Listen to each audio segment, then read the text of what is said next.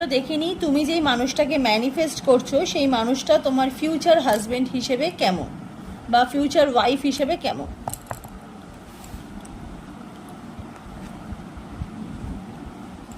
S of swords, judgement, okay, death card.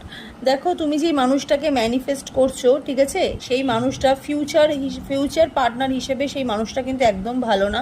তোমার সব কাজে উনি বাধা দেওয়ার চেষ্টা করবে, ঠিক আছে, অলওয়েজ তোমাকে আর 5টা মানুষের সাথে জাজ করবে। ইভেন ডেথ কার্ড বেরিয়েছে, ঠিক আছে, তোমার নিউ বিগিনিংয়ে উনি একটু বাধা দেবে, ঠিক আছে। উনি সবসময় চাইবে যাতে তোমার কাজগুলো একটু যাতে ডিলে উনি করে দিতে, ওকে। আর একটু জাজমেন্টাল মেন্টালিটি হবে, মানে একটু বিচার করবে, সবার সাথে একটু কম্পেয়ার করবে, আর তোমার সব কাজে একটু বাধা উনি দেবে, হ্যাঁ। কিন্তু যেহেতু এখানে ডেথ কার্ড বেরিয়েছে, তো আফটার ম্যারিডের কিছু মাস পরে বা কিছু বছর পরে